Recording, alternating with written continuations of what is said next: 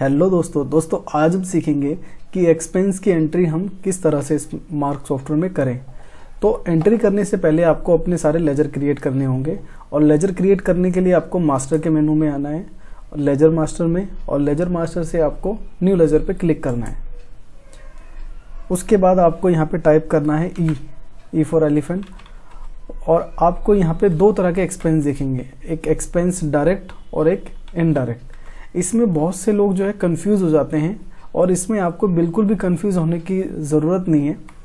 जो indirect expense है ये सारे आपके छोटे मोटे खर्चों के लिए होता है। डायरेक्ट एक्सपेंस में जो भी आपका मार्केटिंग का बजट है, मैन्युफैक्चरिंग से रिलेटेड जितने भी बड़े बड़े आपके एक्सपेंसेस हैं वो आप यहाँ पे डालेंगे। मोस्टली जो यूज़र हैं जिनको यूज़ करना है उनके ज़्यादातर छोटे मोटे खर्चे होते हैं, तो आप जो है इनडायरेक्टली चूज़ करें। जैसे जो भी आपका कोई भी टी का एक्सपेंस है, लंच है, डिनर है, जितने भी इस तरह के अगर आपके एक्सपेंसेस आप वो इनडायरेक्ट में बनाएं।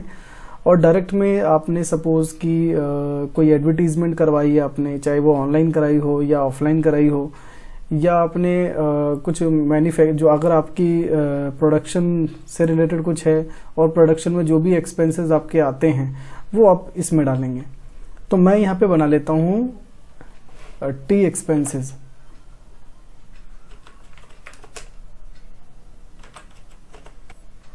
ठीक है, तो जो भी आपका एक्सपेंस का टाइटल है वो यहाँ पे आप डाल सकते हैं। जैसे मैंने टी एक्सपेंस डाला है, अगर आपका लंच एक्सपेंस है, डिनर है, या आप इतने सारे लेजर बनाना नहीं चाहते, आप डेली एक्सपेंस का एक लेजर बना के इन सबको इसमें डाल सकते हैं। या फिर आपका कोई प्रॉपर कुछ और है, जैसे मैंने तो ये ज़्यादातर फूड से रिलेटेड आपको बताया, कोई और आपके पास एक्सपेंस है जो छोटे मोटे हैं, आप यहाँ पे उसका नाम डाल सकते हैं। और इसमें कोई भी प्रॉपर इन्फॉर्मेशन डालने की रिक्वायर्ड नहीं है कि आप उसका इसमें एड्रेस वगैरह डालें, जीएसटी, कोई ऐसी रिक्वायरमेंट नहीं है। आप सिंपली जो है लेजर नेम में डाल दें ताकि आपको ये पता रहे कि ये लेजर किस चीज़ का है। उसके बाद जैसे आप सेव कर देंगे, कंट्रोल W से मैंने सेव किया है, और सेव करने के बाद आपको ये ऑप्शन दिखेंगे। अगर आपको और भी एडिशनल डिटेल्स डालनी है तो आप यहाँ पे डाल सकते हैं।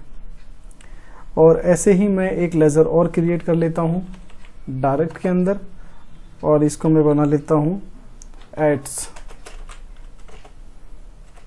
ठीक है, और इसको मैं सेव कर देता हूँ कंट्रोल W से। तो दो तरह के मेरे लेजर बन गए हैं। तो पहला स्टेप आपका यही है कि आपका लेजर क्रिएट होना चाहिए। दूसरा स्टेप है आपके पास कि आप इसकी जो पेमेंट की एंट्रीज है आपके एक्सपेंस की वो कैसे करें। वो सिंपली है, आप जैसे अपने वेंडर की पेमेंट करते हैं, परचेज लेते हैं, उसके बाद पेमेंट करते हैं, तो उसी ऑप्शन में आपको जाना है। तो ये एक सिल्वर वर्जन है, तो आपको ये सारे शॉर्टकट बटन आपको दिख रहे हैं। अगर आपके पास बेसिक वर्जन होगा तो ये दो ऑप्शन आपको नहीं दिखेंगे, ये पूरा ब्लैंक होगा आपका। तो इसके लिए आपको अकाउंट्स में जाना है, वाउचर एंट्री, और वाउचर एंट्री में पेमेंट एंट्री। और अगर आपके पास सिल्वर है तो डायरेक्टली आप शॉर्टकट बटन पे क्लिक कर दें। उसके बाद कि आपने जो एक्सपेंस किया है आप वो उस दिन की आप यहाँ पे डेट डालेंगे।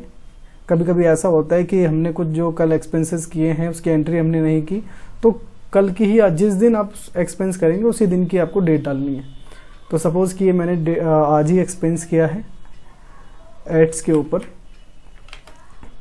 और 1500 रुपये की एडवर्टीजमेंट के ऊपर खर्च किए हैं। और यहाँ पे जैसे ही आप एंटर करेंगे तो आपको यहाँ पे जहाँ पे कैश दिख रहा है, यहाँ पे आप स्पेस के बटन से अपना पेमेंट मोड चेंज कर सकते हैं। जैसे आपको यहाँ पे कैश और ये बाय डिफ़ॉल्ट यहाँ पे मार्क पे आपको दिख रहा है। आप सपोज़ कि पेमेंट आपने अपने बैंक से करी है तो उसके लिए क्या आप करेंगे, तो उसके लिए भी आपको सबसे पहले लेजर क्रिएट करना है। तो जैसे आप यहाँ पे आ जाएंगे और F2 करेंगे तो आप यहीं से लेजर को क्रिएट कर सकते हैं। जैसे F2 किया मैंने, F2 करते के साथ ही अब यहाँ पे आप B टाइप करें, और सबसे ऊपर आपका बैंक अकाउंट है, और जिस अकाउंट में भी आपका बैंक है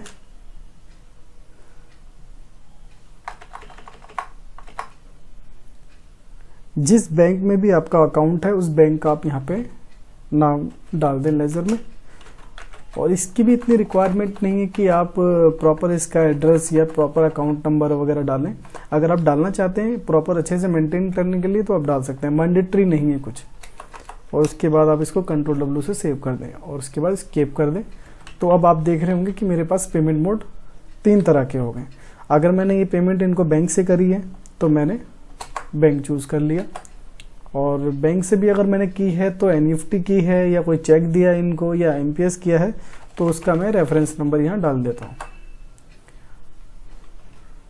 और यहाँ पे आप इसको चेंज कर दीजिए IMPS।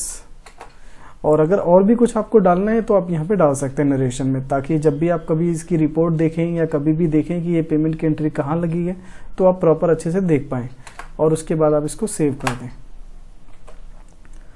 और ऐसे ही अगर कोई मैंने टी एक्सपेंस किया है तो मैं पेमेंट में जाके और सेम एज इट इज़ ही जैसे वेंडर की हम पेमेंट करते हैं, अभी हमने जो एक एंट्री करी है उसको भी हमने देखा। तो अब मैंने टी एक्सपेंस किया है तो मैं टी एक्सपेंस यहाँ पे डाल देता हूँ। उसके बाद ये टी एक्सपेंस मैंने कैश ही किया है और नरेशन में जैसे मैंने डाल दिया, जिससे ये पता आप नरेशन में डाल दें जिससे आपको ये पता रहे कि आपने जो ये पैसे दिए हैं ये किस चीज़ के पैसे दिए हैं। क्योंकि रिपोर्ट में और पेमेंट एंट्री जब देखेंगे आप तो आपको यहाँ पे तो ये चीज़ आपको वहाँ पे शो होगी।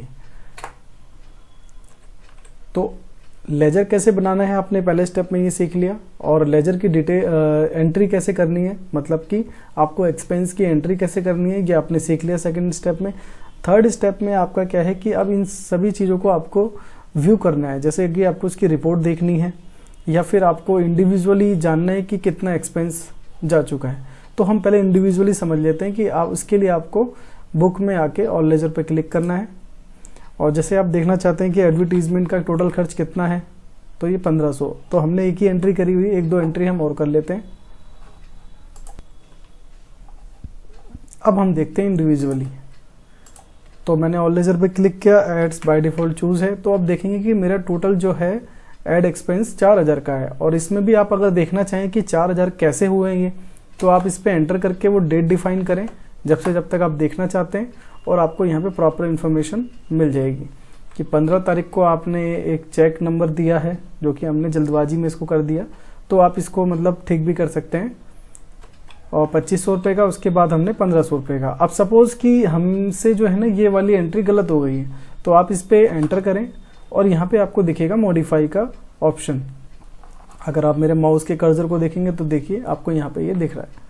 तो मैंने मॉडिफाई पे क्लिक करके जो मेरे से इसके अंदर गलती हुई है उसको मैं चेंज कर देता हूँ कि ये चेक नंबर नहीं, ये IMPS नंबर है। ओह सॉरी, गलती होगी,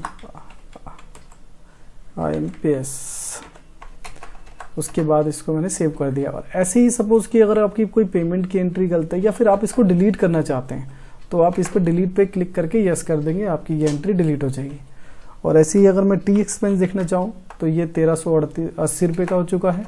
और कैसे हुआ ये मैं यहाँ पे डेट डिफाइन करके देख सकता हूँ कि ये इस टाइम पे इतने रुपये खर्च। और सेम इसमें भी जैसे कि हमने इसमें नरेशन नहीं डाला तो इसको भी आप मॉडिफाई कर सकते हैं। सपोज कि 1100 नहीं लगे थे आपके, आपने इसमें पेमेंट की एंट्री ज़्यादा कर दी, ये आपका 1050 था, तो आप इसको मॉडिफाई भी कर सकते हैं।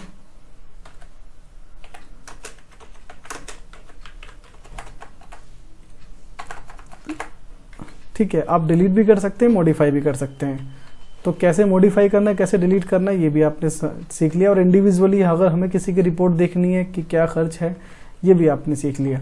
अब हमें सबको सेंट्रल देखना है, सेंट्रल जैसे कि हमें कि टोटल एक्सपेंस कितना है। तो आप इसके लिए रिपोर्ट में आएंगे, रिपोर्ट में आने के बाद अकाउंट रिपोर्ट में एक्सपेंस पे आप क्लिक कर देंगे। जैसे एक्सपेंस पे क्लिक कर देंगे तो आपको सबसे पहले ओवरव्यू दिखेगा कि डायरेक्ट एक्सपेंस आपका टोटल 4000 का है और इनडायरेक्ट एक्सपेंस आपका 1380 रुपये का है। और फिर उसके बाद आप इस पर एंटर करेंगे तो आपको यहाँ पे सभी वो लेजर शो होने लगेंगे जो डायरेक्ट एक्सपेंस के अंदर रिफ्लेक्ट होते हैं। तो इसमें आपको सभी चीज़ें देखने लगेगी। तो जैसे कि हमने इनमें कोई ट्रांजेक्शन नहीं करी, हमने एड्स के ऊपर ट्रांजेक्शन करी है तो हमने एड्स पे डाल दिया। और जैसे ही हमने वहाँ पे देखा था कि हमें इसकी स्टेटमेंट दिख गई तो आप यहाँ पे भी इसको इसी तरह से देख सकते हैं, मॉडिफाई कर सकते हैं, डिलीट कर सकते हैं। तो इंडिविजुअली कैसे देखें पेमेंट की एक्सपेंस की रिपोर्ट और सेंट्रल कैसे देखें, तो दोनों तरीके से आपको रिपोर्ट भी पता लग गई और आपको लेजर कैसे क्रिएट करना है एक्सपेंस का और एक्सपेंस की एंट्री कैसे करनी है। आई होप आपको बहुत अच्छे से समझ में आएगा। अगर फिर भी आपका कोई क्वेश्चन है तो आप मुझसे कमेंट कर सकते हैं और फिर मैं उसका आपको रिप्लाई ज़रूर दूंगा। Thanks for watching.